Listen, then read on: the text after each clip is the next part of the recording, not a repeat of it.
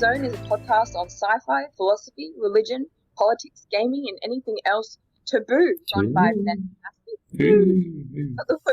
and Sarah Smith, PhD, studies of religion and for the shared love of food, coffee, and cats. It's very formal. Yeah, I know. Yeah. How you doing? So we are in different locations, and I mean different this time physically, not just different rooms. Yes. Where are you? I am at home on my bed. Oh, okay. I am at ACU, the Strathfield campus, in a library room on the third floor. So it says 6023-4, room number 4 I've booked. Nice. And I've booked the same room for next week. And I am drinking a Caterez coffee. Now, capitalism is a thing that's going to come up today with Howl, but let me just say that yes. At Strathfield, there is a need for more shops. Because the coffee is shit in Strathfield. The coffee's terrible. And the coffee here, there's only one cafeteria, and it's okay coffee, but they are so slow. They're so slow. Because you just don't have a choice of going anywhere else. And they've got like 4 or 5 staff just standing around looking at you.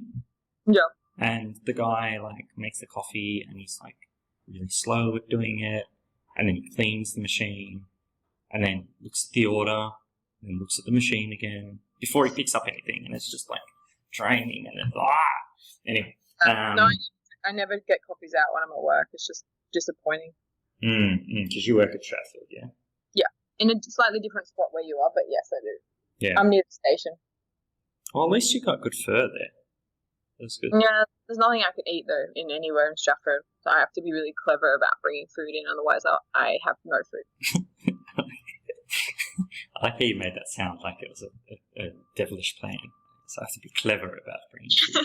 Yes, I'm off work at the moment. My doctor went to Alaska, so I am not working Mondays, hence why I could do the podcast today. And tomorrow I have the start of the Sacred Feasts thing. So 8 hours of teaching is not going to mix well because you've got your first catch-up in the morning, yes? Yeah, exactly. Oh, your second catch-up, rather. For econ. That no one came to last time, which was very sad. So let's go. So what have you been doing this last week? Starting with Tuesday, what did you do in the morning? I sat there for 2 hours in the room. And no one turned up? No one came. And at first I couldn't access the room, which was really frustrating. And I had to walk up and find a staff member to let me in. And I sat there for 2 hours and just did my own thing, and no one came. And so this Thursday, when I had the econ toots, I basically said, if anyone's doing their presentation next week, please come and talk to me, because it's really awkward to sit there for 2 hours on my own. So yeah, we'll see if anyone comes. The presentations were mixed. They were okay. They were just very some of them was a little bit difficult to understand, and it's hard to kind of mark someone. You don't want to seem like a dick either and mark somebody, because obviously English isn't their first language, so it's a real hard mix between marking fairly, but also I don't know, I'm finding it a bit difficult, but they're all really nice kids, so I'm just doing my best and just going to try and help them in a way that is pretty easy, like nice, friendly environment. Does that make sense? Yeah, that makes sense. Because they're really nervous presenting too, so I just want to be like friendly and supportive, because there's not much else I can. No, I understand. What else have you been doing? Marking for RLST 105, the first atheism essay is back. And they're not great essays. If anyone's listening, pick up your game. No, I don't think I did my They're all they're just most actually from last year. Yeah, okay. I won't go into detail, but I'm a bit frustrated because I did really try and it's anonymous, but I tried to really plug with my class what I expect for an essay, and I've had some I've read are just 2-sentence paragraph. I'm like, bro, why you just got a 2-sentence paragraph? Yeah. I had a few Guardian papers used as just like normal sort of in the pace of academic sources too. It's like, no.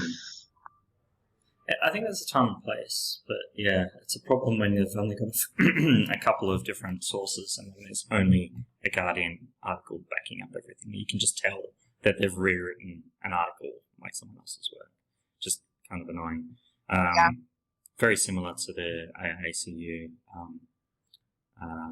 first year, first early assignment stuff, early feedback rather, assignments that they're doing at the moment, that I'm marking. Some no citations at all, like nothing. Really? Yeah, just opinion pieces. I've had it happen a couple of times at Sydney as well. So I don't think there's any difference after 2 years or a year and a half working at both universities, and then Newcastle as well. There's no difference between the student body at any of the three universities. There is just students. That's all it is. And I think it's a measure of the teachers as to what they've got so far. So it really annoys me when I come to like a second or a third year subject, as I did at Sydney a couple of times, and they've had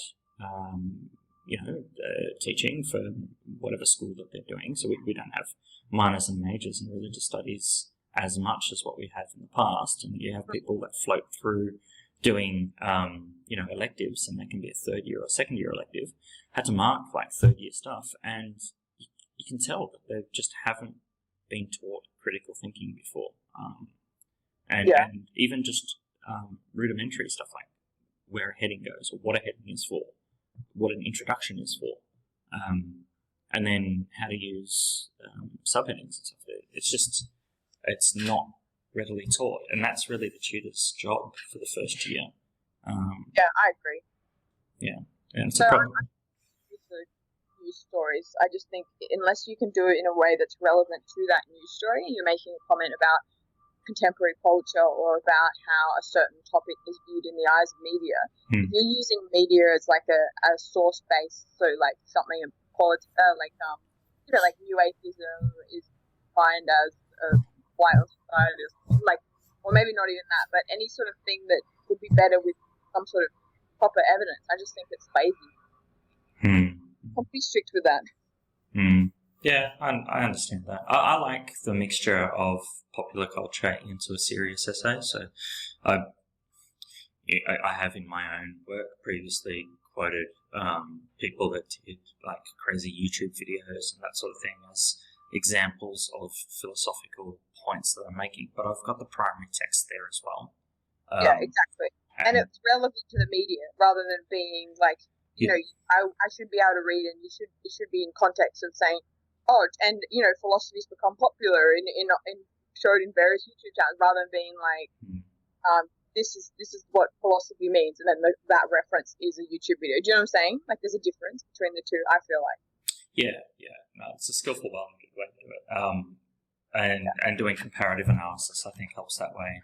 But students commonly just don't know how to do it. And I guess that's our job in how to teach that. And I like it. I like doing it. I think it's really I find this stuff pretty easy to check, because it's like, these are what I like to see, and this is what I don't like to see. And if you keep doing it, then I'll keep telling you not to. So I'm trying to be really thorough with the marking feedback too, so that for the major essay, hopefully it catches it. So I'm only marking 25 pages, so I figure it pretty thoroughly. 25. Okay, so I've got 75 at ACU, and then probably 40 odd for Sydney for Sacred Feasts, and then thankfully I don't have any for Newcastle. There's a marker there that's helping me do those stuff, because they're big essays and they're all philosophy stuff. I'd love to read them, but I would not have the time this semester to do all three of those things at once. Other than marking, what else have we been doing? Oh, we had a bit of a shit weekend of just cleaning. So Tom decided to extract honey and also start processing some wax in the laundry, and then kept dropping things because he was really tired. So he dropped like a bucket of wax all over the place. That's not good. Wouldn't extract, so he'd end up seeing honey all through the floor, everywhere. So we had to mop the house. Basically spent all day Saturday and Sunday either doing stuff with honey or cleaning up from the honey. It's a sticky situation. Maybe we need a soundboard for like wouldn't you? But after that, I've just been still reading Walter Miller's short stories, like stories for us to do later.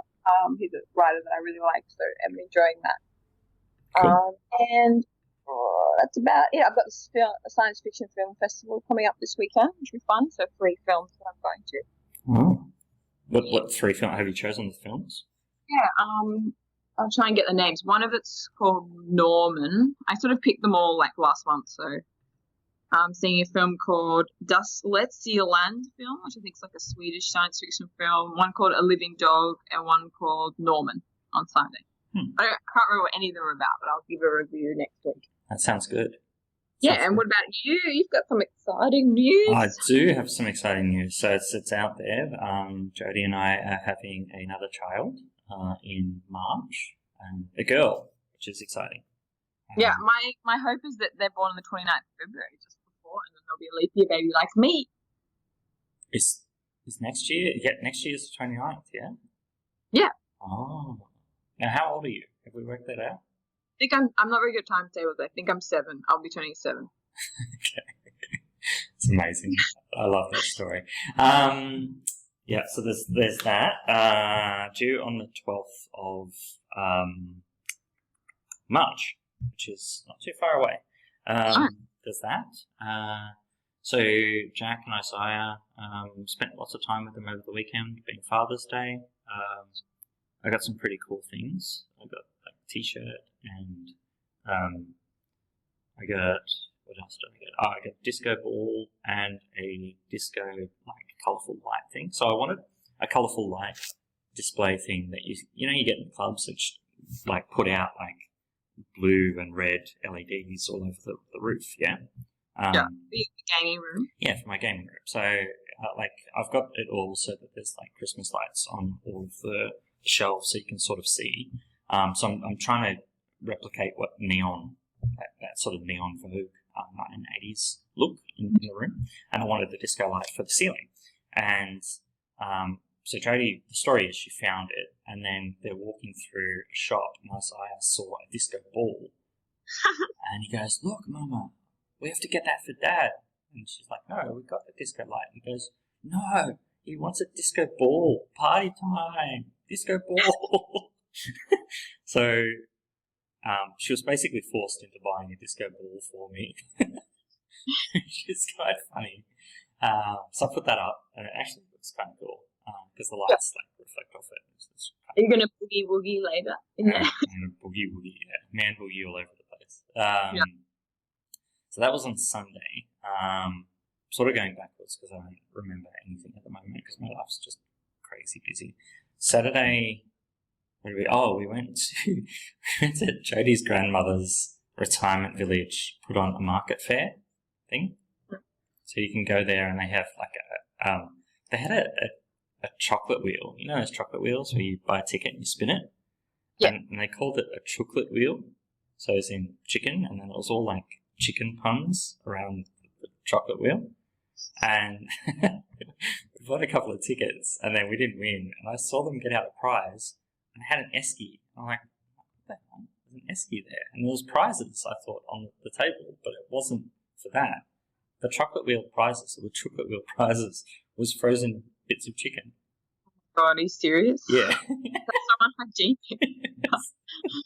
So, well, they were in trays, but yeah, they was just sitting in an esky. Just great. But they had Devonshire tea, like proper scones with cream and jam. And that's awesome. Old lady scones and cream. Just, yeah, amazing. So there was that, and then we went out afterwards. Friday I was at the shops, Thursday I was at the shop. It was nice and busy. And then Wednesday I taught on Julia Kristeva, the objection. Oh, yeah, how'd it go? It was really good. I was really worried about that lecture because I thought it's going to be quite hard for students to grasp what I'm actually talking about, like that changed moment versus just the developmental stage of going back and forth between objection. But it worked out really well, and the students that were there seemed to get it. And I filled up the 2 hours quite easily, ran out of time a little bit, but that's okay. This week I am teaching on Levinar. So I wrote the essay on Levinar, and then next week is Heidegger. So it's really getting into it now, like Dasein and self and otherness and all of that stuff. I should have, thinking about the semester now and where the breaks were, I really should have put Levinar on one side of the holidays and then Heidegger over the other side, so students have an extra 2 weeks of just engagement of that stuff. Because it's quite hard, I think, to grasp for anyone once they're first going into it. There's some students in the class that have never done philosophy units formally. I find Levinar harder because they have all the weird terms, right? There's 3 terms and they're really confusing. Emmanuel Levinar? No, he talks about There was 3 different words that you bring up, and there's a picture and a diagram. And you're like, what is that?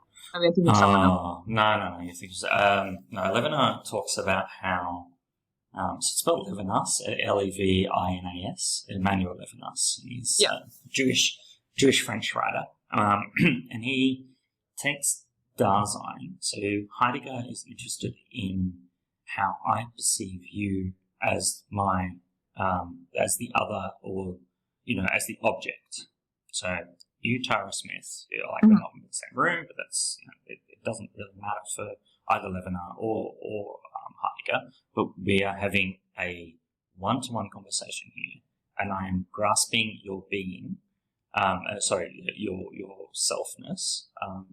So you are the object to my being, and my being is conceptualizing what you are in your otherness. So that aspect of that conceptualizing is Dasein. So that's the space where I exist as a person, ascertaining what you are talking about, or what you are, being is. And being can be, a coffee cup, or it could be my bag, or whatever, it doesn't matter. And then, so Levinar takes that and says, well, that's all well and good for Heidegger, but he's a Nazi, and he's interested only in the self. He's only interested in how you are ascertaining everything else. So you are the center of the universe. And Levinar says, well, that's not the case. We are a communal species, or a communal body, and this shared experience of the other is really the key. So that's what interests him, that the other, the look of the other, so the way that the other will look at me, shakes me and requires me to react. It requires me to act and requires me to be in a space of existence. So we spoke a lot about that with Axolotl. Yes. A couple of weeks ago.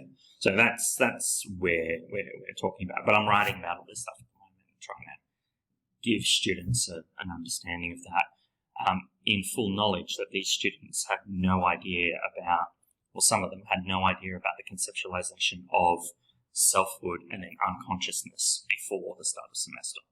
So they've gone from that to now talking about Dasein and otherness. It's quite a leap.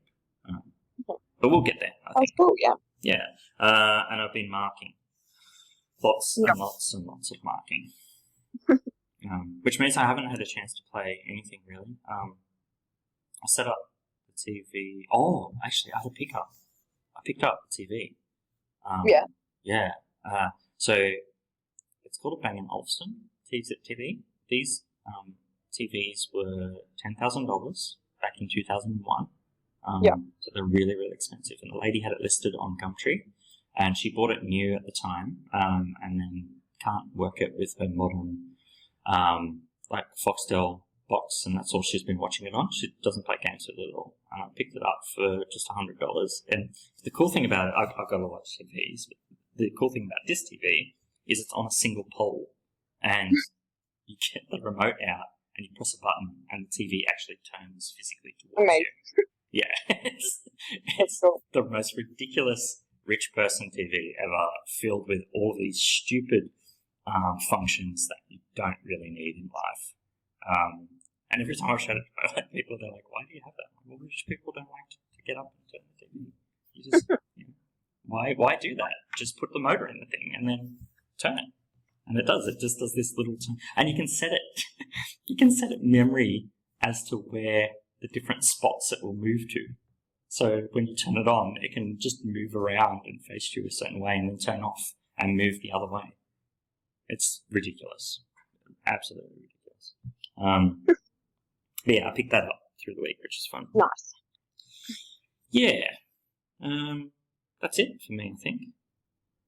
Awesome. Should we start our discussion on Howl? Yeah. I think to intro this, I'll play a short clip from Allen Ginsberg actually reading Howl. And you can get an experience, or the listeners can get an experience of how he would engage with his poetry. You mean Howl or how? Howl and Howl. Do I say that weird too? No, but it just Howl. Is it like in Queensland? Everyone said I said booth. Really weird. Yeah, it's like booth. Booth? Yeah. Or booth. Anyway, play it. Enjoy. I saw the best minds of my generation destroyed by madness, starving, hysterical, naked, dragging themselves through the Negro streets at dawn looking for an angry fix. Angel-headed hipsters burning for the ancient heavenly connection to the starry dynamo and the machinery of night, who, poverty and tatters and hollow-eyed and high, sat up smoking in the supernatural darkness of cold water flats, floating across the tops of cities, contemplating jazz, who bared their brains to heaven under the L and saw Mohammedan angels staggering on tenement roofs, illuminated, who passed through universities with radiant, cool eyes, hallucinating Arkansas and Blake light tragedy among the scholars of war, who were expelled from the academies for crazy and publishing obscene odes on the windows of the skull. So that was Allen Ginsberg's reading of Howl. How did you like that? I like it. I really like listening to it rather than reading. I find I get a bit distracted reading. I'm not normally someone that likes to read a lot of poetry, but that's why I kind of like beat poetry because of the kind of rhythm and the way it sounds. Right? And it was, I mean, it's meant to be read, right? Read aloud, not read like this. Yeah, it's this performance bit. So maybe we talk about what you just said there with beat poetry. So Allen Ginsberg, did you want to introduce him, or would you like me to bring him into the room? You should introduce him, but I'm going to talk a little bit about other aspects of his personality a bit later. Okay, all right, cool. So I guess, the controversies in relation to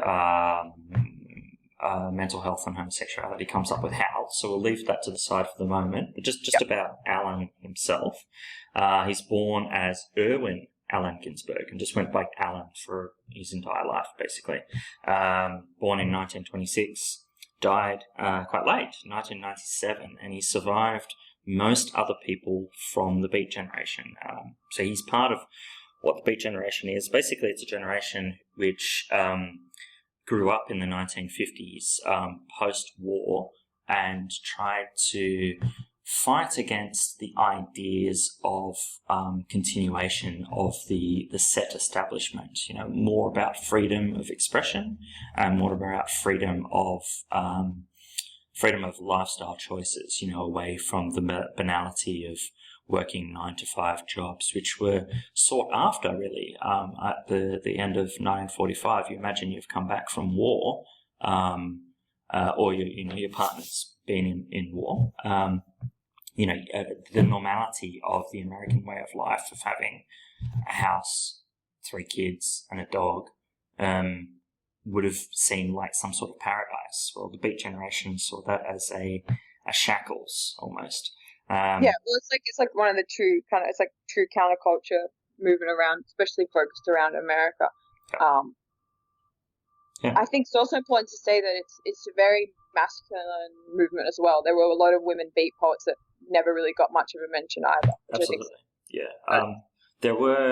It was a very pro equal rights movement, though. So there were pro gay rights and pro African rights movements coming out of the Beat generation, or from the Beat generations, and then particularly the look to Eastern religions and Eastern cultures. But you're right, from the female perspective is largely silent by a lot of these authors who are interested more in pursuing gay rights. It's very homoerotic and kind of like uber masculine. A lot of the poems I find, and a lot of women say that a lot of the Beat poets that were women around just didn't get much of a mention. No. And that there's been a lot of critiques coming later saying, well, like why was there wasn't much room in Beat poetry for women, and why was that? And so it was more about men's experiences rather than women's experiences of that era as well. Yeah, I found that also with so one of my favourite authors of all time is Jack Kerouac. And there's William S. Burroughs as well as others, but Jack Kerouac, he's not very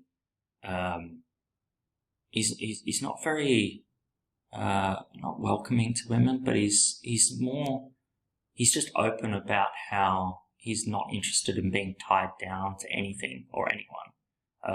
I think it's On the Road where he talks about how there's a woman that falls in love with him, and he leaves because he says, well, that's not the point. I'm on the road. I'm going, and this is this drawing towards some other ends, which is sad because it shows like there's this unrequited love. At least that's from his perspective. The women at the time might have just been as dismissive of him too. Which would have been funnier. But yeah, he was friends. So Allen Ginsberg was friends with Kerouac and Burroughs. It was like a boys' club, right? They all knew each other pretty well. Yeah, and they travelled for different periods and different times, and they'd have these meetings where they would all go and read their literature to each other. So Kerouac famously took the elements of Beat poetry and applied it to long written literature, fiction, and would sit there and write books on a single roll of teletext paper, which gets fed into a typewriter. And this is where Ginsberg wrote Howl and how he engages with Howl. But these are performance pieces, and I don't think they translate as well to written word. And you were mentioning as well. So how did we listen to or read this?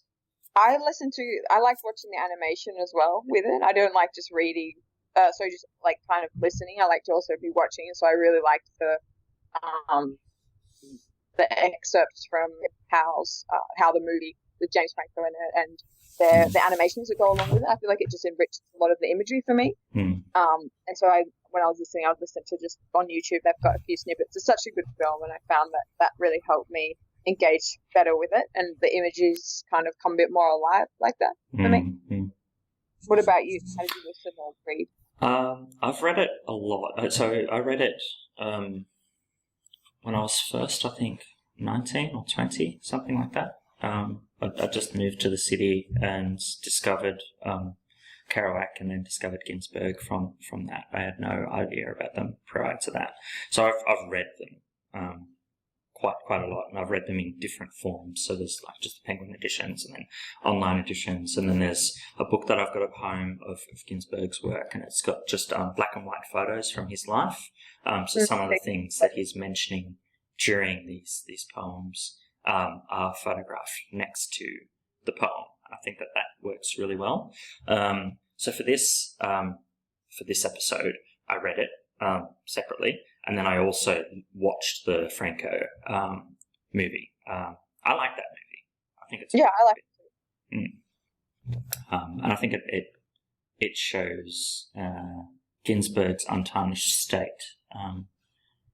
It shows him in an untarnished way, rather. So just an open, honest expression of a character which is struggling with sexuality, struggling with politics at the time, and then trying to find his way with writing poems that don't fit to your regular 4/4 stanza or haiku models. It's this poem breaks all of those rules.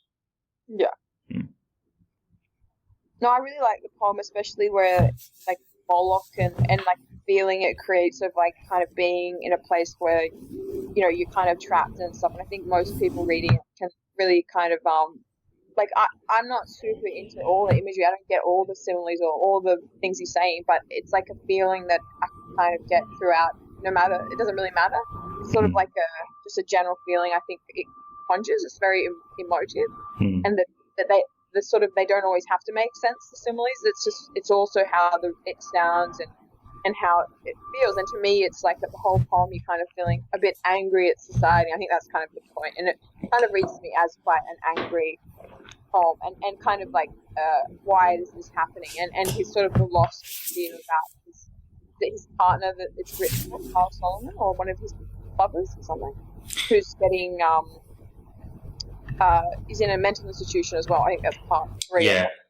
So the Howl is referred to as Howl for Carl Solomon, and Carl Solomon was put into a mental institution. And the last stanza, so the poem's actually broken up into 3 parts, and the last part does start with Carl Solomon. I'm with you in Rockland, where you are madder than I am. I'm with you in Rockland, and then it just keeps repeating. I'm with you in Rockland. I'm with you in Rockland. But every second line is an address to Carl, as Ginsberg is trying to guess what he's actually feeling at the time, and saying that really he's the undeserving one here in the mental institution, that everyone really else. Sad, actually. That part of it's quite sad, and I feel like quite different to the rest. And when you're watching it with in the Franco kind of the clip, you're like, hang on, how did we get here? It's almost like a different poem. But I really like it a lot as well, about that kind of the emotions created there, and the Moloch and the repetition of Moloch and stuff. And well, this is so.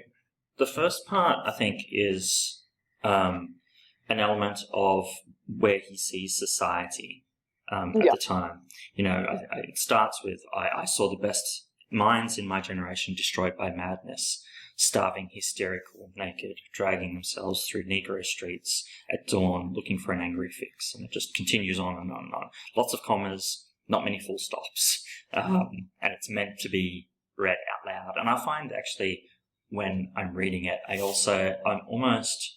I'm reading this differently than I do normal literature, quote unquote normal. But, normally you have a book in front of you and you're just engaging with the words and taking them in and getting them.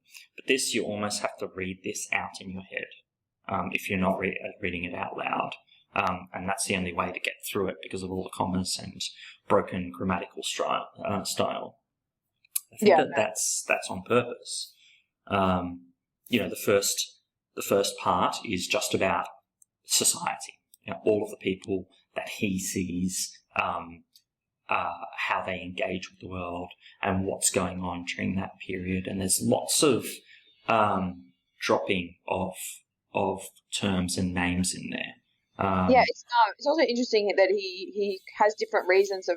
So I think at 3 different points in his life, he said Howl's about something different. And I think that, he says it's biography. First, he says it's not a biography of his experiences, but Howl is like a kind of ode to the Beat generation. And then he says it's about his mother who was going into like a psychiatric. Well, when he was younger, his mom had a lot of mental issues as well. And then it's also about Carl Solomon. So I think reading about Ginsberg's life as well, he changes a lot as a person throughout his career as well, and not necessarily for the better. I think he actually, towards the sort of middle and end, he becomes a bit of a very kind of complicated and controversial figure too, which kind of, for me, affected a little bit how I would read it after. So I think it's interesting how he changes a bit as well. Yeah, I think you're right. It's hard. He does refer to his mother in the poem, so I think he's right in all of the instances. He's probably just highlighting different points. and seeing that fits during that period. In the second part of the 3-part Howl, it's all about this Moloch. So Moloch is it's almost like a preying upon society, like this underhanded aspect of something which preys upon what he sees as good. Yeah, no, definitely. Like, infects babies, infects you before, infects creativity. To me, I read it as like the machine. Like, that's what it sees as more like as, like, suppressing everybody, and probably capitalism, of course. Yeah, the cartoon, trying to bring it to my mind of what Moloch is. It's like it's a moving machine building thing. Is that right? It's like it's got bull horns and a bull mouth. Yeah. To me, it looks like a big metal bull. Yeah. And that's capitalism, which people point towards. Like, he's pro-communist, but communist is a problematic term and doesn't mean communism as it does today, but, pro-socialist idealism. Yeah. Almost. Because isn't the word something like we lifted him up to we lifted Moloch, carried it on our backs or something? I thought the image was quite, I can't remember exactly. Moloch, but like, it's clearly, Moloch whose skyscrapers stand in the long streets like endless Jehovah's. Moloch whose factories dream and croak in the fog. Moloch whose smokestacks and enchanted crown the cities. Like, to me, it's definitely the city, the machine, capitalism, all those sort of negative. And it even says Moloch, robot apartments, invisible suburbs, skeleton treasuries, blind capitals, demonic industries. I think it's everything, but also personal for what Ginsberg's also felt like probably has been grinding him down too, like not just society but him as well as an individual. And obviously feels captured, and then he's angry, and then it gets revealed what he is really angry about, I think, in that third part where Carl Solomon. So it almost is like this crescendo of noise, and you can see in the first 2 sections the lines are really long with lots of commas, and very, very long. And then in the last part, there's no commas at all. It's just short, stuccoed sentences of Carl Solomon, I'm with you in Rockland. I'm mad where you are madder than I am. I'm with you in Rockland, but you must feel very strange. And it's like there's this massive amount of noise that comes out, and then a quietness.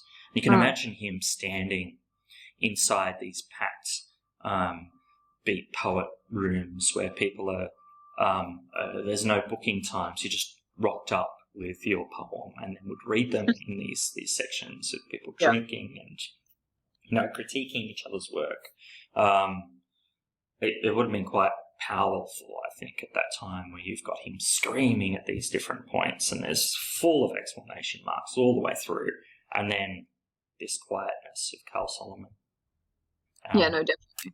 Yeah. I think it's like a real sadness, and the way that James Franco reads it, I think, similar to, it's like the build up and things, and then the quietness in the last verse. And I think it's last sort of section. I think it's quite impressive. I mean, and then I've read also, like, I tried to have a look, and there's not a lot of female voices at all in his poem. Like, the only women that really get mentioned are his mother, and the only mention of girls are either in a multitude or what is it?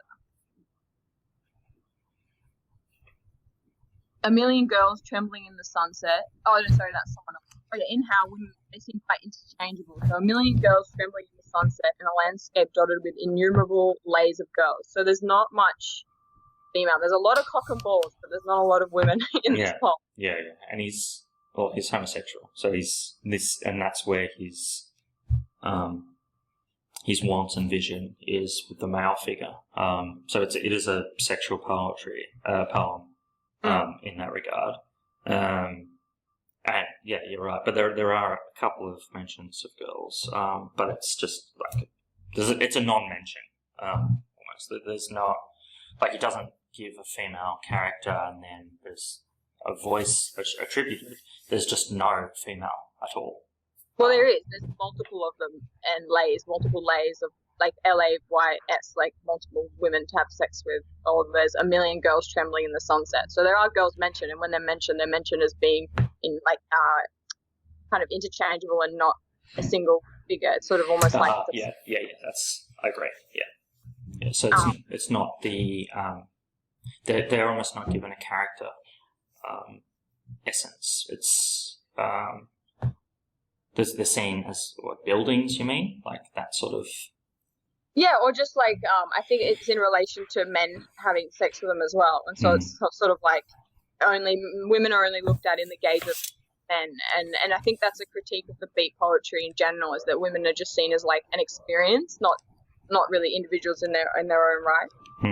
And so I think that to me, I mean, I'm sort of doing this a little bit tongue in cheek because I've had to kind of for the last 2 episodes on Ellison have to deal with a fair bit of shit about you having trouble moving past, and so I feel like if we're not going to be doing a feminist reading of Howl as well, then it's a bit critical. So I've decided to do it.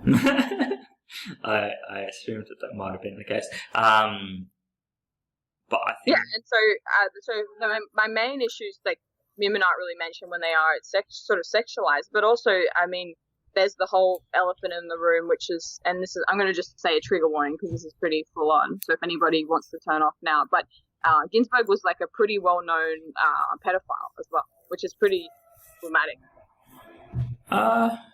Yes and no. So yeah, like pedophile, or he liked younger men. He liked younger men, consenting boys, younger men, and slept with young boys. Yeah. Yeah, but they're not under 18. They're consenting. He was a big advocate for NAMBLA or whatever, which is NAMBLA, which is the North American Man Boy Love Association. Yes. And he wrote, he said, like the whole labeling pedophiles as child molesters, everybody likes little kids. All you've got to do is walk through the Vatican, see all those little statues of little prepubescents, pubescents, and post-pubescents. Naked kids have been a staple of delight for centuries for both parents and onlookers. So to label pedophilia as criminal is ridiculous. So he's actually quite pro man and boy relationship. Yeah, but I think in reality, I don't think he had a shared relationship with a child. Rather, it was... In his poetry, he wrote a poem called Sweet Boy, Give Me Your Ass in the 1960s as well. So I would be very surprised, and there's a lot of his friends around that time, people that knew him, have labeled him as a pedophile. Wouldn't be surprised if he's advocating for it politically, he's not also practicing it as well. Yeah. It's problematic. It's very, very problematic. You're right. But what he terms as boy as well, like these terms are interchangeable and have altered through time, as well. He's coming from 1950s. Boy meant, you'd refer to an African as boy all the time as well. Like, it's just this denigration of, you're not a full man, you're not a full, like, adult. Yeah, but I mean, a lot of the men in the beat poetry is mostly with underage boys. It's not like a unknown thing. I mean, I think it's probably more likely than not that he was, and the fact that he would advocate for association that promotes love between men and young boys is probably, it's not great. And so when you're reading it, do you find it problematic when he's talking about like cock and balls, because you don't know whether he's talking about boys and yeah. So I guess I'm just doing this to be a bit like this doesn't have to be what we talk about, but it's sort of like if we're going to be talking about it for every other text we're analysing, then we have to do it equally for each text. And so this is a problematic aspect of his character. So I don't know, like, how can we still find value in text? And we're coming back to the same issue. Can you still find value in a text written by people that are flawed and that have flawed aspects in it? Can we still find value in the text at the end of the day? Well, it is a good question. The movie is quite graphic in certain regards, and it's unexpected. So Jodie knew that I liked the Beat Generation, and I like Kerouac's my favourite. So I've always liked Kerouac. On the Road, I think, is a really good coming of age book to engage with and read. And I read it. I like it. Yeah, and then it was tangentially then Howl and Ginsberg afterwards, and I like the performance aspect of Ginsberg, not so much the material or even the anti-capitalist values or the open sexuality regarding that. But we watched Howl together, And there are those things which come up, and she pauses and she's like, do you like this film? Like, is that something you like? Like, this is odd for you to like, because it's different from anything else that I'm really into. So I think you're right. There are aspects of it which are very problematic, and of their age which don't read well. But then there are some things which have come back. So if we read this about 15 years ago, and there was the second line is dragging themselves through the Negro streets at dawn, looking for an angry fix. That's a bad word at that time. Now, you're saying that certain books and certain things written in a certain context maybe belong to a certain context in history as well. Absolutely, but they've changed as well again. So it's now okay in America for you to refer, like just openly on the media, that is the black vote.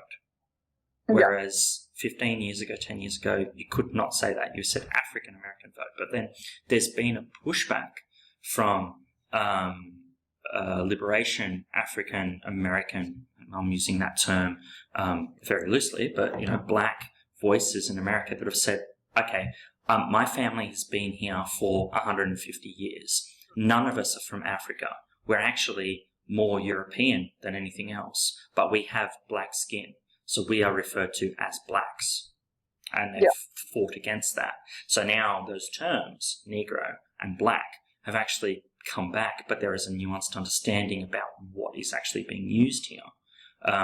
But where I read this when I was 19, 20, that's in 2001. That's, holy shit, that's almost 18 years ago. I just had one of those realizations that you realize that you're really old.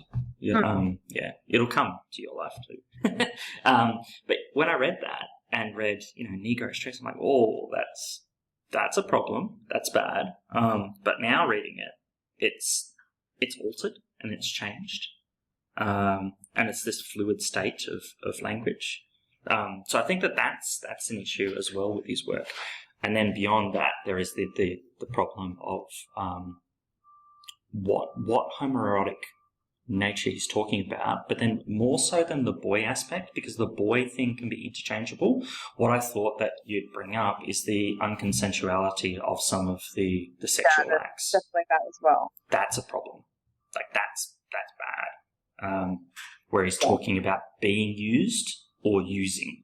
And I think it got worse when he got older, because when he started promoting the boys and things, I think it was like early 90s. So I think he almost like he kind of peaked in early, and then he got a bit weird when he sort of got a bit older. And I just think that this sort of promoting this association stuff just super strange. It's almost like he's taking his kind of very transgressive, and I think we can promote him for what a great advocate for gay rights around that time he really was. But then he almost takes it, he's like, well, maybe this should be extended to also men and boys having relationships, and I think that is a bit a lot of people maybe have found that a bit too far. So it's sort of like relationships between men and a boy, even if it's consenting, is still pedophilia, right? Yeah, totally. But it depends on the terminology. Boy, of course, and this is where the debate is about what he's talking about. But I do I do agree with you that there are, if not he, there are people around the big generation that are pedophilic, and but it is problematic, his defense of anything like that as well. Yeah, but just to define boy, the actual association is to overturn the statutory rape laws and reduction of age of consent laws that require a child to be of a certain age. So it's definitely boy, as in boys, as in underage men. But this is an age where 21 is consensual age. Yeah, but what I'm trying to say is that they're trying to change laws around consent, whether it's 18 or 21. Yeah. Like, I just think that it's not like it's ambiguous. I think he was definitely, I think it's likely he was sleeping with underage men that are under 18. That are, you know what I mean? So I just don't think it's about a definition term. I think it's about that aspect. No matter how you want to spin it, there's definitely some murky shit going on there. Yeah. Howl didn't really have the inconsent. Yeah. No, you go. Howl didn't have much of the unconsensual aspects to sexual acts, but it does. It almost comes up, and it's some of the gritty language that he uses. Like, who slung over their windows in despair, fell out of the suburb and jumped in the filthy Banasik, leaped on Negroes, cried all over the street, danced on broken window glasses, barefoot, smashed phonographic records, nostalgic European 1930s. It just continues on, but there's images there. He's using sexuality of, jumped on, and whether it's violence or it is sexuality, it's a problem. But do you find that gets in the way of you enjoying the poem or liking the poem? I think he's using it in Howl as a shocking experience, and I think that it is a problem. So for certain parts, I wouldn't read this to someone. I wouldn't read this to Jack, who's 9. I wouldn't that's issue. There's issues with this. Yeah, I mean, I think we can still find value in it. I think we can talk about how it's problematic. We don't need to dwell on it. We can still find value in the poem as a work of art, just as we find value. Despite that, so I guess I'm finding it a bit critical that you couldn't look past the value in Ellison's work because you don't like the way he promotes women. But you're finding you can find value in Ginsberg's work, even though he has all these kind of weird pedophilia sort of undertones, consent undertones, and everything like that. And so I think what I'm trying to make a point is we don't need to dwell much on the context. We can just talk about the poem as a work of art and critique it as an artwork, as well as just maybe briefly mention the context. Does that make sense? Yeah, I think that makes sense. But there is, for Ellison's work, I know we've spoken about this a lot, but if you've got one out of the 3 characters which doesn't have a actual backstory as part of the story, that's... Women don't have a backstory either, Ben. The women are just multitudes, 100 women, and they're only mentioned are either in a mental institution or there's a multitude of women. But they're not even given a main character in this. That's the difference between the two. But his perspective of the Beat Generation, and he doesn't mention women at all. So what's the difference there? They're both pieces of art. They both maybe have problematic backgrounds, and they both don't portray women very well. Yeah. But one you hate, and the other you like. Well, Ellison's making painting a picture of a post-apocalyptic scene and telling you a story from the perspective of 3 different individuals going through life, or a post-apocalyptic, master computer we're existing inside of, which, and there's 5 characters, and one of them's a woman. So, in both of those regards, everyone's given an equal footing. And of those equal footings, I think that the men actually shine stronger. Because they've given backstories and given voices. Now, with this story or this poem, it's not constructed in the same way. The characters are not given voices at all, really. This is a description piece of the Beat Generation of the time, which did not have women as part of it. That women are just devoid, absolutely. Well, they were part of it, but he's chosen to exclude them out. He's also creating his own poem, his own story from his own perspective, and he's chosen not to put women in there. So I just don't know. We get a fair bit of incitement into Solomon as a character. We don't really get any incitement into any female character. No, you don't, because he is homosexual. This is where his sexuality is lying. This is a homosexual poem. Yeah, I know. If you want to term, I don't think we can term it as a homosexual poem because I don't think it's right to do that. But I don't mean that in a denigrating way. No, I understand. I guess I'm being a bit tongue in cheek because I find you were very happy to be super critical of Ellison, but you're not doing the same for Howl. And so why can't you do this? Can't you do the same feminist reading of this as you did for Ellison? So I don't think it's the problems lie with the feminist reading of this. I think the problem lies with the consensual element of this. I think that's where Ginsberg's problems lie. And saying that, you know, he wishes someone to take him, or, you know, that's a problem. It's a big issue, and that's where I thought that we would have been critiquing this, and I'm happy to do that, because that's not on. You know, consensual aspects of sexuality needs to be as a front part of the engagement of a interrelationship with another person. That's how you treat the other person, just as an equal.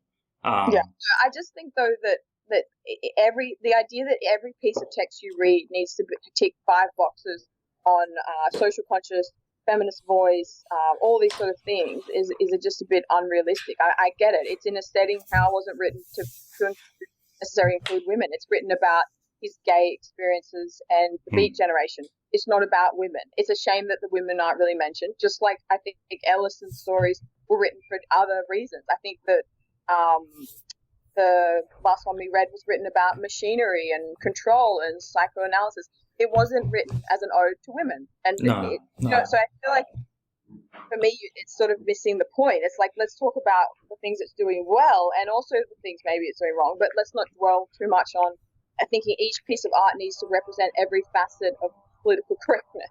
No, I don't think it needs to, but I think that if you are going to be painting a picture of those 5 people living in an experience, and then 4 of the people have got backstories and are actually given some light, and then this is with the video game of I have Ellison didn't. I mean, he wrote the script, but like he also had. Anyway, we don't need to talk about Ellison. I guess I'm trying to say is that let's just kind of keep it fair and not just, you know, I think keep the critique fair to each text, or maybe we don't spend so much time talking about it. Maybe. Yeah, I think so, but I think we have to call out things where there are issues, and I think that we've done it correctly with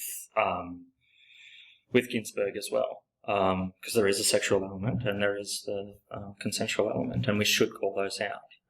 But there's also the other elements which he is engaging with the world, which is mental illness and capitalism, or being controlled by the machine, if you like.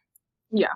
No, I agree. I just don't think we should. I think we should dwell less on it, because otherwise it could just become a discussion about kind of picking apart every text that we do based on social kind of and political correctness, which I think, yes, let's like mention it, but we really don't need to take up the whole episode talking about it. Yeah. No, granted. So with the aspect of the Beat Generation, I think that there's this unrealistic component of it. You know, Kerouac grew up at some point and stopped the on the road journey, the continual, perpetual journey of not being connected to anything, and he slowed down and stopped. I don't think Ginsberg did. I think that he continues on, and I think that that's where you've said correctly that he had it in the beginning and then sort of lost the way a little bit. Do you think then almost that this is representing almost a youth, like a youthful kind of innocence that the beat, that kind of the vibe of the beat that maybe people kind of grow out of at a certain age? Yeah, I think so, but I think that there's also the realism of society that you need to get stuff done, right? So I have just gone on a trip to Brisbane and spent a couple of weekends without Jodie and the kids, and I was up until 3 o'clock in the morning and then up the next morning at 7 a.m. buying retro games and in pubs and playing games and doing this stuff.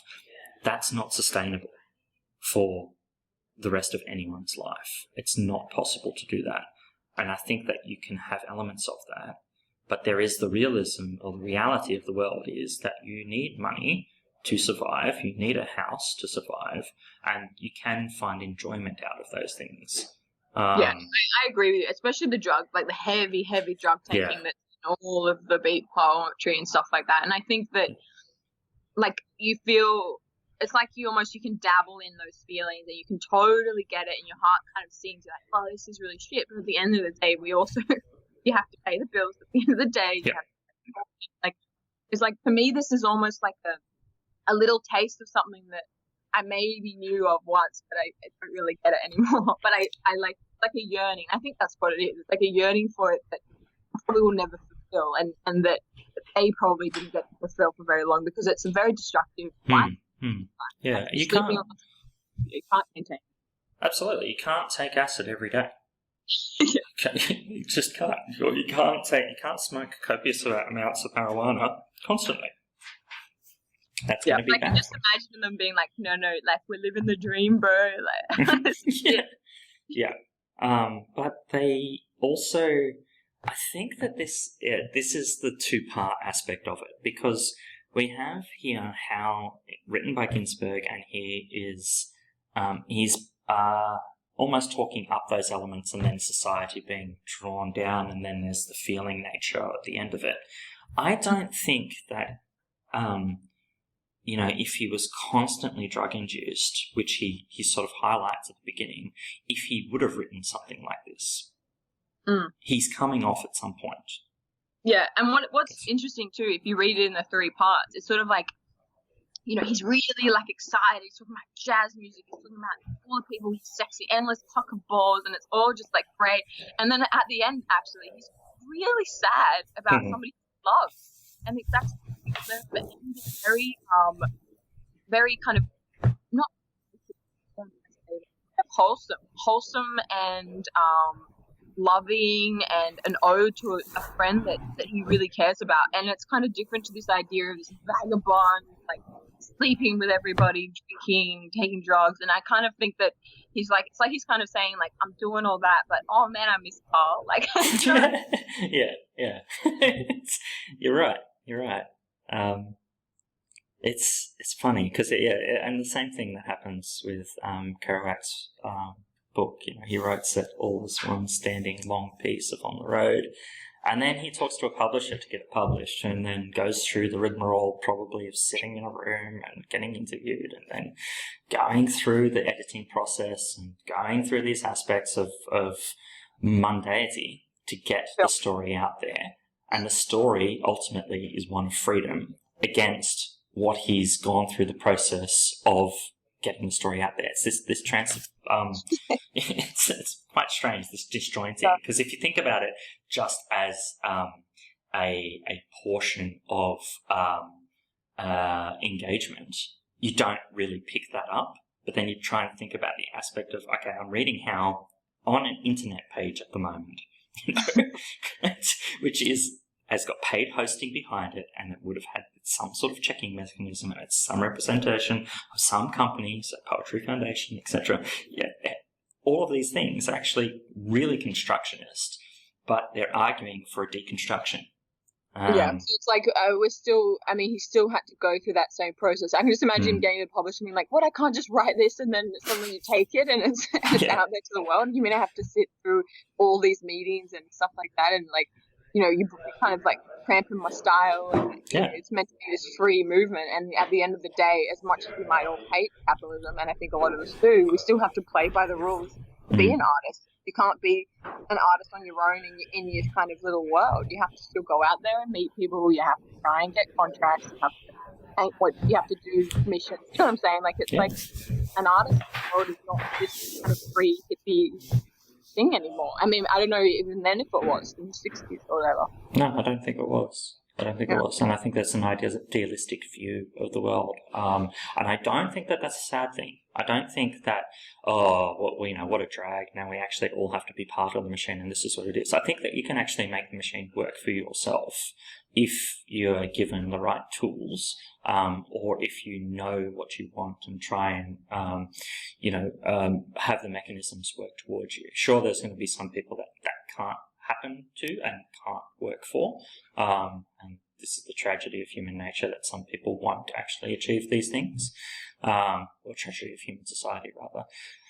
However, there are some people that can find enjoyment in these small pleasures, and that is enough, and that, I think, is the whole point, that you move towards these things. But just on the deconstruction side of things, there are people like philosophers that try and struggle with these things, and Derrida is one of them, the father of deconstructionism, really. And he used to get his publisher to change the typesetting on the books so that words that he has written would then have a crossed out line through them, or would change words around and change font types, and it would have been a nightmare to deal with this guy as a publisher. Could you imagine? Like previously, everything's written in the same font. We all have this same fontness, and here comes Derrida going, no, I don't mean other as in other. I don't mean other as in capital O. I mean other as in crossed out other, because you can't define what other is. The people that are opposite the table would be going, what the fuck is this guy talking about? It's just, let's do it because he sells a lot of books. And yeah, I think that sometimes you need that other voice in the room of pushing against the rules as well. And that's it's funny. It's an interesting point, though, because I feel like we always admire, though, the people that are kind of maybe doing it in a way that's sort of, giving it to the man and kind of staying true to their artistic roots, and then not realizing that, like, they're still having to go through the same sort of processes, but we admire the rebel. You know what I mean? Yeah. Interesting. Yeah, and I think that I don't know. I like the Beat Generation for that, for pushing against, but I don't like the perpetual idealism that can be taken from those aspects.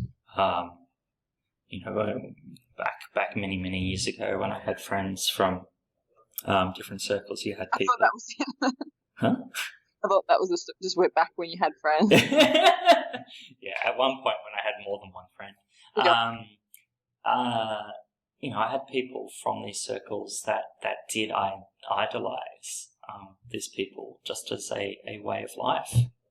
No, definitely. I know people like that too. Yeah, and then they would look at me like strange because, they were university students or whatever, and I was working during the time because I came to university quite late in life. And I'm like, well, yeah, I can still read philosophy, I can still read history, I can still read these things and be interested in them. I don't have to do that full time because I actually like having a wage so that I can buy cool things like these Sega games. At the time it was just something menial like that, but that was my choice. And it's true, and I find it a bit hypocritical, a lot of it too, because I find these people that are super into like socialism and stuff still often live at home. They still have a pretty well supported family. Like they're not poor. I feel like there's a level of idealism here that also means that you have some sort of income as well. Otherwise, you can't really do it. Otherwise, you have to be working. You know what I'm saying? Like you can't really survive, they say, without earning an income or living at home. Do you know what I'm saying? So I kind of find that a bit hypocritical too, where it's like we're living in the dream, we're living out, and like I'm sure that a lot of them still get supported pretty heavily from their families to be able to maintain that kind of lifestyle. What would have Ginsberg's dad said? I know you didn't live with him, but you're right. I don't know. It's just a bit silly sometimes. It's kind of like, if you had to work, you wouldn't have the time, but you have to just work. Yeah. And you and I know people, without naming names, that are argue for these socialist components. But when push comes to shove, Dad will be there. Daddy will help you out. That's what's going to happen. And what's that song that's sung by who is it? Captain Kirk does a reading of it, but it's about a woman who wants to experience what life is like, and life is to be poor, and the singer calls her out on it and says, "Look, that's not idyllic. You can't live like someone who's free and poor because your father will always come and save you." Definitely. No, so when I read it, it's sort of like, oh, that's nice. Like, this is a nice sentiment. But at the end of the day, I'm not part of this generation. Like, I share a lot of the ideas, but I don't necessarily share the means or the ways that a lot of people like this go about things. But I do like pretending for a minute that we have a lot of choice in the things we do. Yeah. That sounds bleak, but you know what I mean. No, I know what you mean. Common People by Pulp is the name of the song. Yeah. But I love the way some of the phrases sound, like when he's just saying boxcar and he repeats it 3 times and it sounds like a train going past. And when he does the saxophone one where it's like, what's the line? Like llama saxophone. I can't find it. Where is that? Yeah. You know the one I mean, right? Yeah. So, and Rose reincarnate in ghostly clothes of jazz in gold horn shadow of a band and blew the suffering of America's naked mind for the love of Eli Eli Lama Lama Sinchani saxophone cry that shivered in the cities down to the last radio. Yeah, I love that. I love some of the imagery in that as well. Just like as phrases, it's just really cool. I like some of the staccato points that he raises as well. The absolute heart of life butchered out of their own bodies. These the poetry of the big poets don't rhyme. It's not. Yeah. That's not the point. It's it's about doing this rhythmic expression of rhythmic expression of feeling, really. Yeah, definitely. That's what they're trying to do. And they're just getting words to match their poems and what they're meaning all the time. And it's messy. And it's sometimes it doesn't work and sometimes it does. Yeah, no, definitely. I kind of like the sound of it and the rhythmic. And I think hearing it spoken in like a beats poetry reading would be much more interesting than reading it or even listening to videos of it. I think being in the room and having and I've heard a couple of the poems, and I think when they're done well, it's really quite a good experience. Yeah, that'd be cool. I can also think it could be horrible as well, but it's yeah, but that's just the nature. I just think I find poetry a little bit difficult to kind of get involved. I think I'm more visual. I like more stories about poetry myself. I don't watch or listen. Sorry, I don't listen. Yeah, I think it's an acquired taste sometimes, but it's been good to talk about poem. Anyway, I think it's interesting, and I definitely think that this is in the realm of tabooness. Oh yeah. Yeah, he's out there. He's out there. Yes. Well, anything more on this first before we talk about what we're doing next week? No, and all in all, I do like the poem. I think I don't like necessarily the lack of women in the beat kind of era poem, and I don't like the sexual I don't know how to say it, but weird sex stuff that Ginsberg practiced on that side of poetry. Yeah. And that kind of thing. But I think it I'm not going to say it was all part of a certain era and a certain group of people spending time, but I think partially, maybe not the sex stuff, some of the attitudes were definitely reminiscent of a time where women were slowly trying to have a voice. It's also a remnant of its time, I think, of being in the 60s. So, there's a certain level of context, but there's also a certain level of, like, consent and stuff matters and all that sort of stuff. But I just think, we don't need to dwell too much on those sorts of aspects in our analysis. But I like how. I think that is all fair. So how many Molochs out of Moloch would you give it? I'm going to give it 7 out of 10 Molochs. I actually agree with you. 7 out of 10 Molochs for me. So I think that it's a very good poem. I think it's more of a performance piece than a poem, though. So if we are going to engage with it just as a written form, I think that it doesn't actually hold up as much as what it would have been as a deliverable poem. But I think that there are problems with it. The women aspect of, for me is a small part. I think that the bigger problematic thing is the aspect of consensuality around it. So the odd sexuality. I don't struggle to come to terms with it. When you were saying it, I think, straight away I thought of sexual liberation or, liberty, but it's not really. It's, it's not sexual liberty to talk about having unconsensual sex with someone. No, I think maybe he thought it was, and that's what I think. He maybe thought he was taking this. Oh, not. I don't think he made it with homosexuality, but I mean, like, just taking certain sexual freedoms to an extreme where, he almost deserves a certain amount of sex, or I don't know how to explain it, but almost it's gone a bit too far. Yeah, I agree. So 7 out of 10, I think, seems fair. Yeah. And that is that. Next And week, Camus. talking about taboo. Yeah. So we'll talk about Myth of Sisyphus, which is a book that he wrote. We will be talking about the aspects of giving up in life and possibly continuation in the perpetual journeys, which is stuff I am very much into, and I'm very excited for when you read it to talk about it, because we've been talking about this for a number of years now. 2 years, I think, we've started been talking about this, and you're finally going to get there, and we'll read it together, and it'll be fun. To close off, I found a recording, wasn't that hard, but Ballad of the Skeletons, which is a song which came out in the mid-90s and has Allen Ginsberg's voice in the background. And it actually, I will give you the Hottest 100 Triple J, because it's in the Hottest 100 of 1996. It was actually on the CD as well, and it got to number 8 out of 100 for that year. Ballad of the Skeletons by Allen Ginsberg, and it is amazing, quite odd, and I think this gives a good expression of what is poetry and how it should be performed. Yay! See you next time. Bye. Enjoy. Bye.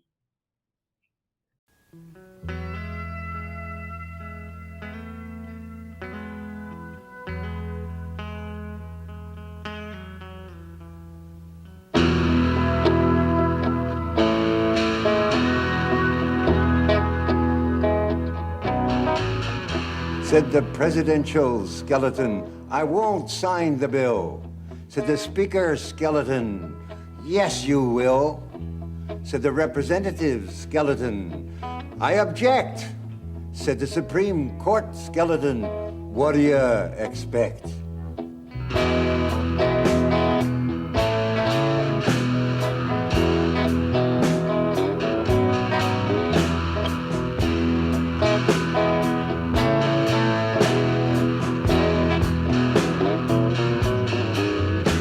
Said the old Christ skeleton, care for the poor. Said the Son of God skeleton, AIDS needs cure. Said the homophobe skeleton, gay folks suck. Said the heritage policy skeleton, blacks are out of luck.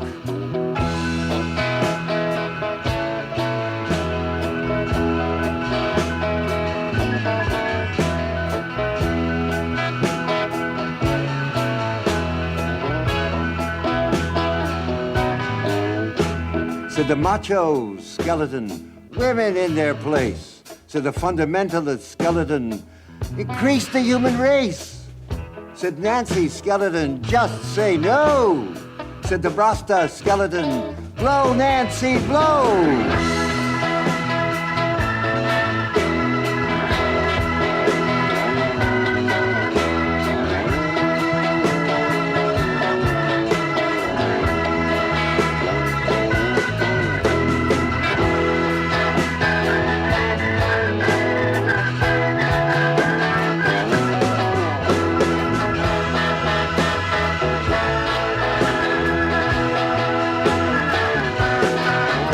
Said the demagogue skeleton, don't smoke pot. Said the alcoholic skeleton, let your liver rot. Said the junkie skeleton, can't we get a fix? Said the big brother skeleton, jail the jerks for kicks. Said the mirror skeleton, hey, good looking. Said the electric chair skeleton, hey, what's cooking?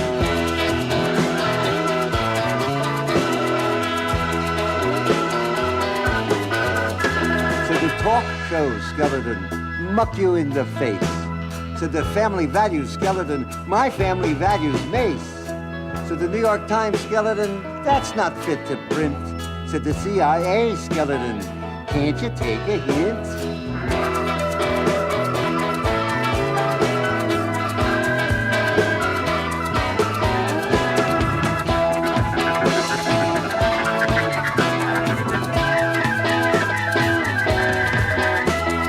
The network skeleton, believe my lies. Said the advertising skeleton, don't get wise. Said the media skeleton, believe you me. Said the couch potato skeleton, what, me worry? Said the TV skeleton, eat sound bites. Said the newscast skeleton, that's all. Good night.